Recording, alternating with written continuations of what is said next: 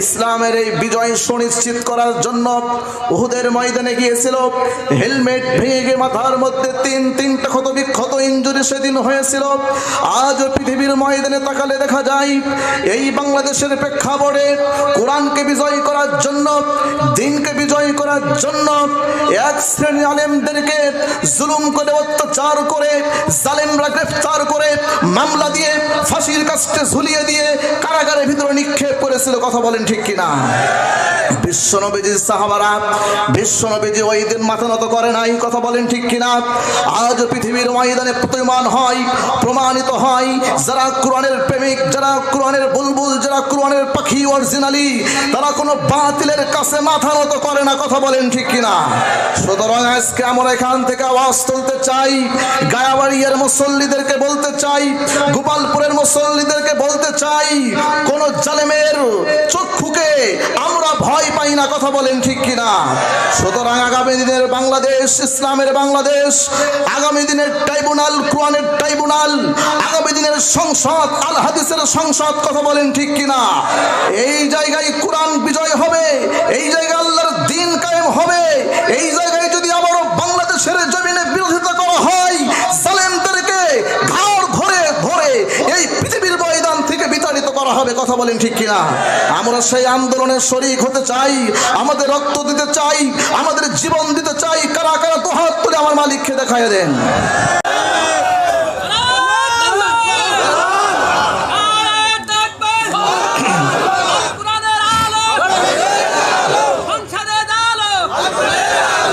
আমিন। আজ যারা খারাপ মানুষদেরকে সাক্ষ্য দিবে, যারা সুপারিশ করবে, যারা ভোট দেবে, যারা রায় দেবে, আল্লাহ বলেন ওই খারাপ মানুষ যদি ক্ষমতার মসনদে চলে যায় আর ওখান থেকে যদি জনগণের টাকা পয়সা মেরে খায়, তাহলে তার গুনার ভাগীদার হওয়া লাগবে কিনা? খারাপ মানুষ তো এতদিন ধরে চালিয়েছে, কই একটাও তো চুরি বন্ধ হয়নি, ধর্ষণ তো বন্ধ হয়নি, মানুষ পোড়ানো তো বন্ধ হয়নি। খারাপ মানুষরা সব সময় চায় তাদের পকেট কিভাবে ভর্তি করা যায়। কথা বলেন ঠিক কিনা? এই জন্য খারাপ মানুষদেরকে আমরা চাই না, সে যে দলের লোকই হোক না কেন। এক নম্বর কথা হলো আমরা কোরআন দিয়ে এই দেশ চললে কেমন হবে সেটা দেখতে চাই। কথা বলেন? এই কোরআন দিয়ে আমরা দেশ পরিচালনা দেখতে চাই। এই জন্য আমাদেরকে নির্বাচনে নির্বাচিত করতে হবে আলেমদেরকে। রাজি আছেন তো? সবাই রাজি আছেন তো? এই জন্য আলেমদেরকে আমরা নির্বাচনে নির্বাচিত করতে চাই। আল্লাহ তাআলা আমাদের সকলকে কবুল করুন। এই জন্য ওই আলেমের সাথে আমাদের বন্ধুত্ব হবে, ওই মুত্তাকি বান্দাদের সাথে আমাদের সম্পর্ক হবে। কোন জালেমের সাথে, কোন ইহুদি নাসারাদের সাথে আমাদের বন্ধুত্ব থাকতে পারে না, আমাদের সম্পর্ক থাকতে পারে না। কথা বলেন ঠিক কিনা? রব্বুল আলামিন জানিয়ে দিয়েছেন, ইয়া আইয়ুহাল্লাযীনা আমানু লা তাত্তাখিযুল ইয়াহুদা ওয়ান নাসারা আউলিয়া'a বা'দুহুম আউলিয়া'u বা'দ ওয়া মান ইয়াতাওয়াল্লাহুম মিনকুম ফাইন্নাহু মিনহুম ইন্নাল্লাহা লা ইয়াহদিল কওমাজ জালিমিন। এই ঘোষণাকার আল্লাহ তাআলা জানালেন, হে পৃথিবীর ঈমানদাররা, তোমরা শুনে রাখো, লা তাত্তাখিযুল ইয়াহুদা ওয়ান নাসারা, যারা ইহুদি, যারা নাসারা, তাদের অনুকরণ করা যাবে না, এটা সম্পূর্ণ হারাম। এই ঘোষণাকার আউলিয়া'u বা'দুহুম আউলিয়া'u বা'দ, আল্লাহর সিদ্ধান্ত, তাদেরকে বন্ধু হিসেবে গ্রহণ করা যাবে। কথা বলেন? বন্ধু হিসেবে গ্রহণ করা যাবে না। যদি তারা তাদেরকে বন্ধু হিসেবে গ্রহণ করে, তাদেরকে যদি ভোট দেয়, রায় দেয়, মহান আল্লাহ বলেন মুসলমানের খাতার থেকে নাম কাটা যাবে। তার কারণ মিনহুম শব্দ বহু বচন দিয়ে জানিয়ে দিয়েছেন, আমি আল্লাহ তাআলা তাদেরকে তাদের মতোই বানিয়ে দেব। আর তারা যখন তাদের মতো হয়ে যাবে, আল্লাহ বলেন, আল্লাহ এখানে সুন্দরভাবে জানিয়ে দিয়েছেন, ইন্নাল্লাহা লা ইয়াহদিল কওমাজ জালিমিন, তারা জালেম, আর যারা জালেম হয় আমি তাদেরকে হেদায়েত দান করি না। এজন্য মহান আল্লাহ তাআলা আবারো জানালেন, লা ইয়াত্তাখিযুল মুমিনুনাল কাফিরিনা আউলিয়া মিন দুনিল মুমিনিন। মুমিনগণকে ব্যতি রেখে অন্য কারোর সাথে তারা যেন বন্ধুত্ব স্থাপন না করে, এই ঘোষণা কার? এই জন্য আমাদের বন্ধুত্ব, আমাদের সম্পর্ক হবে মুমিনের সাথে। বলেন বলেন, আমাদের বন্ধুত্ব হবে, আমাদের সম্পর্ক হবে যারা কোরআন দিয়ে দেশ পরিচালনা করার ঘোষণা দিয়েছে তাদের সাথে। রাজি আছেন তো? কিন্তু আমাদের বন্ধু হয় বড় বড় ব্রিটিশের সাথে, জনগণে যারা চাউল মেরে খেয়েছে তাদের সাথে, টেন্ডারবাজি চাঁদাবাজি করেছে তাদের সাথে। তাদেরকে যদি তোমরা বন্ধু হিসেবে গ্রহণ করো, ওই কিয়ামতের ময়দানে ওই চোরের সাথে, ওই বাটপারের সাথে, ওই ব্রিজ চোরের সাথে, ওই রাস্তা চোরের সাথে তোমার হাসর নাসর হবে। কথা বলেন ঠিক কিনা? এরপরে আসুন 4 নম্বর কারণ। এই 4 নম্বর কারণ দিয়ে আমি আলোচনা শেষ করতে চাই। বলবো? এটা বললে আবার বেঁধে যাবে। বলবো?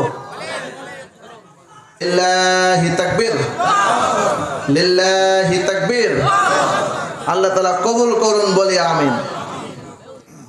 আমি একটা আয়াত বলে, একটা পয়েন্ট বলে ইনশাআল্লাহ আমি আলোচনা শেষ করব। ভাইজান চলে আসুক মঞ্চে, কেউ কথা বলবেন না। আমি মাত্র 2 থেকে 3 মিনিটের ভিতরে ইনশাআল্লাহ শেষ করব। সেই কষ্ট করে পঞ্চগড় থেকে ভাইজান আমাদের মাঝে এসেছে, তার জন্য দোয়া করবেন। কেমন? অনেক ভালো আলোচক, কোরআনের সুন্দর কথাগুলো তিনি উপস্থাপন করে থাকে। আজকেও আমরা কোরআনের মঞ্চে আমরা তার সুললিত কণ্ঠে কোরআনের তাফসীর শুনবো। রাজি আছেন আপনারা? তাহলে যে পয়েন্টটা বলে শেষ করতে চাই, আমল কেন ধ্বংস হয়ে যাচ্ছে, নিষ্ফল হয়ে যাচ্ছে, নষ্ট হয়ে যাচ্ছে, এই 5 নম্বর কারণটা হলো ন্যায়পরায়ণ ব্যক্তিদেরকে হত্যা করা। তা ইতিপূর্বে ন্যায়পরায়ণকারীদেরকে তো মনে হয় কেউ হত্যা করেনি।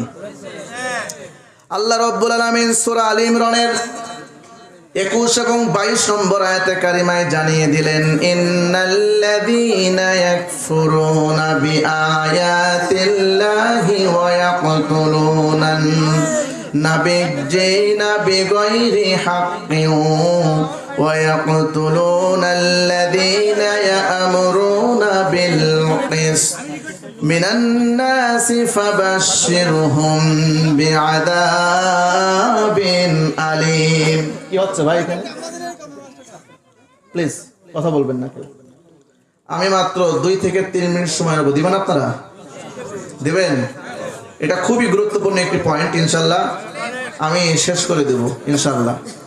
আল্লাহ তাআলা বলেন, ইন্নাল্লাযীনা, নিশ্চয় যারা ইয়াকফুরুনা বিআয়াতিল্লাহ, আল্লাহর আয়াতের সাথে কুফরি করেছে, আল্লাহর আয়াতকে যারা অস্বীকার করেছে, এবং ওয়ায়াকতুলুনান নাবিয়্যিনা বিগাইরি হক, এবং যারা ইতিপূর্বে নবীদেরকে হত্যা যারা করেছে, ওয়ায়াকতুলুনাল্লাযীনা ইয়া'মুরুনা বিল কিস, এবং যারা সত্যের সাক্ষ্য দিয়েছে, যারা সত্যের কথা বলে, যারা কোরআনের কথা বলে, তাদেরকে যারা হত্যা করেছে, আমার আল্লাহ তাআলা বলেন, উলাইকাল্লাযীনা হাবিতাত আমালুহুম, তাদের আমলগুলো, তাদের ইবাদতগুলো নষ্ট হয়ে গেছে।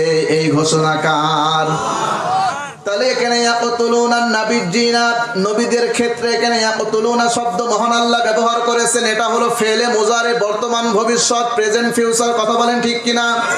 আবার যারা ঈমানদার, যারা ন্যায়পরায়ণ শাসক, তাদের ক্ষেত্রে মহান আল্লাহ তাআলা ইয়াকতুলুনা শব্দ ব্যবহার করেছেন। তার মানে কিয়ামত পর্যন্ত যারা ন্যায়পরায়ণ শাসক, যারা ন্যায়পরায়ণ মুসলমান, তাদেরকে জালেমরা, সন্ত্রাসীরা হামলা চালিয়ে গ্রেফতার করে তাদেরকে হত্যা করবে। আমরা দীর্ঘ 15 বছর ধরে দেখেছি এই জমিনে যিনি কোরআনের তাফসীর ছড়িয়েছেন, যিনি 1 বছর নয়, 2 বছর নয়, গোটা পৃথিবীর ময়দানে 50 বছর তাফসীর করেছেন। কথা বলেন ঠিক কিনা?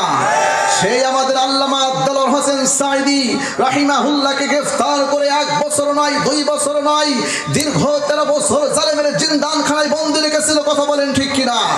কি অপরাধ করেছিল কোরআনের এই পাখিটি? কি অপরাধ ছিল মুফতি আমির হামজার? কি অপরাধ ছিল কাজী মুফতি ইব্রাহিমের? কি অপরাধ ছিল রফিকুল ইসলাম মাদানীর? কি অপরাধ ছিল আল্লামা মামুনুল হকের? কোন অপরাধ ছিল? বলেন কোন অপরাধ ছিল? কোন অপরাধ নাই।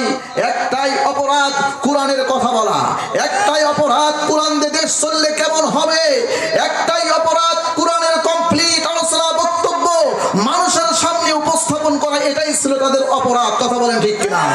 একের পর এক মিথ্যা মামলা আর হয়রানি দিয়ে, নারী ধর্ষণকারী বানিয়ে, টেন্ডারবাজি বানিয়ে, চোর বানিয়ে তাদেরকে গ্রেফতার করে স্লো পয়জন ঢুকিয়ে দিয়ে আজকে আলেমদেরকে অসুস্থ বানাইছে। কথা বলেন ঠিক কিনা?